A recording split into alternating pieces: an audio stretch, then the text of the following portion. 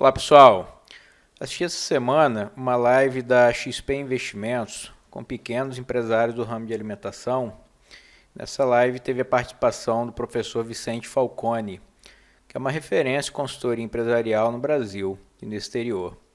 O professor Falcone citou em um trecho da sua fala que as empresas devem ter alguns controles básicos, entre eles o DRE, que é o demonstrativo de resultado do exercício.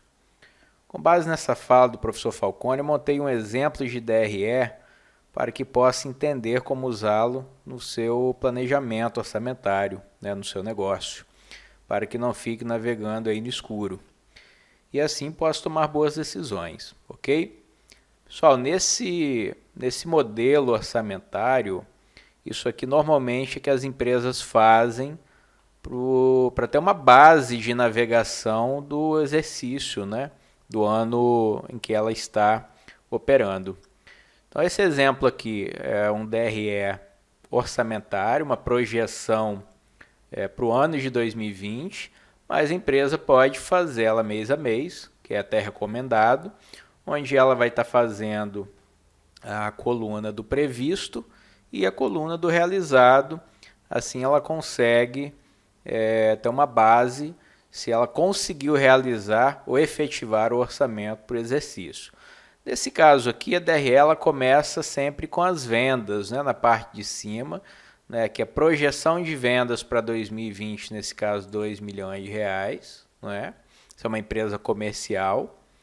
A previsão de impostos, então, ela está entendendo porque deve estar na faixa de 10% aqui de impostos. Então, ela fez uma previsão de 200 mil de impostos para o ano de 2020. CMV significa custo das mercadorias vendidas. Então, assim, essa empresa ela estima que 60% do valor da venda é de custo da mercadoria vendida, ou seja, custo de compra. Então, ela estima 1.200.000 aí para o ano de 2020. Comissões e publicidade e propaganda, que são gastos variáveis. Então, aqui nessa parte da DRE, eu deixei todos os gastos variáveis aqui nesse caso, para que a gente chegasse à margem de contribuição.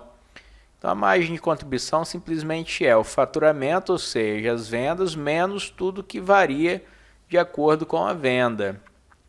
Então, a margem de contribuição é o que a empresa gera para pagar seus custos fixos e os lucros, Então, por isso que é chamado de margem de contribuição. Nesse caso aqui, essa empresa orçou uma margem de contribuição de 26%. E aqui na parte de baixo, os gastos fixos, Então, salários, serviços contábeis, enfim, todos os gastos fixos que a empresa tem. E aqui o lucro líquido, depois pegando a margem de contribuição, menos os gastos fixos, chega aqui o lucro líquido do período, 103 mil, que corresponde a 5,15%, da venda.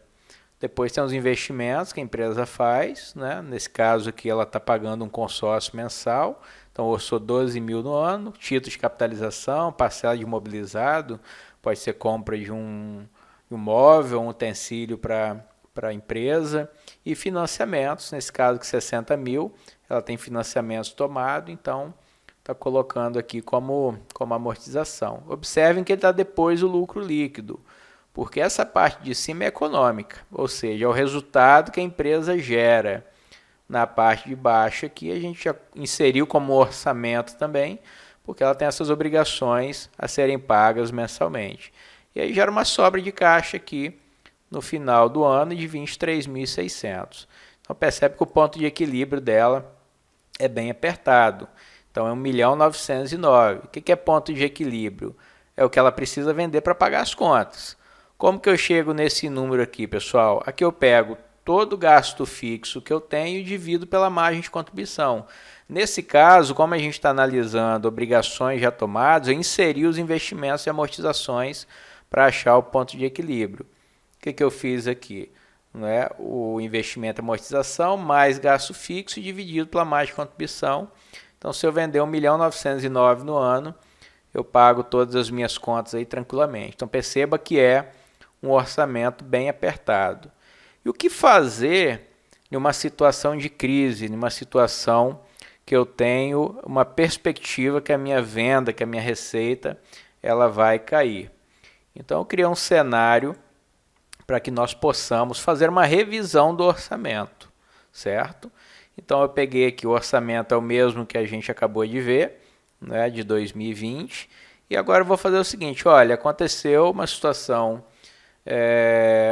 que eu não estava esperando, eu imagino aí, eu vou fazer uma previsão com base bem conservadora, que minhas vendas vão cair aí cerca de 20%, né? Então 20% aí de 2 milhões, nós estamos falando de 400 mil reais.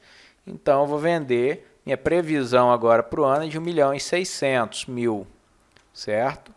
Pessoal, tudo que é variável não muda, né? Digamos assim, porque os impostos eles continuam sendo 10%, a não ser que você ganhe um benefício muito grande na compra, mas você vai continuar pagando, de certa forma, a média de preço, comissões, publicidade, enfim.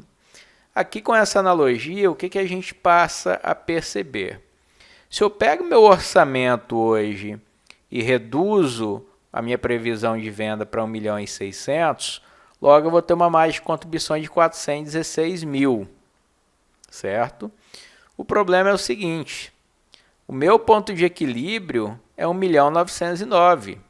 Se eu vender 1.600.000, eu vou ter que fazer ajustes na minha estrutura para que eu possa conseguir pagar minhas contas. Ou eu vou ter que me endividar mais, certo? Porque meu caixa ele vai ficar negativo em 80 mil. Por quê? Quando a gente separa gastos fixos de gastos variáveis, é para ter essa noção. Porque se eu tenho lá salários administrativos, operacionais, serviços contábeis, enfim, todos esses gastos, a não ser que eu tome uma ação dentro dos gastos fixos, eu não vou conseguir pagar minhas contas dentro do exercício de 2020. É por isso que existe, né, aquele efeito de redução de custo dentro dos orçamentos. Quando nós projetamos o orçamento e vemos que a nossa eficiência ela vai mudar muito, então a gente tem que fazer o orçamento. E a gente tem que ver o quê?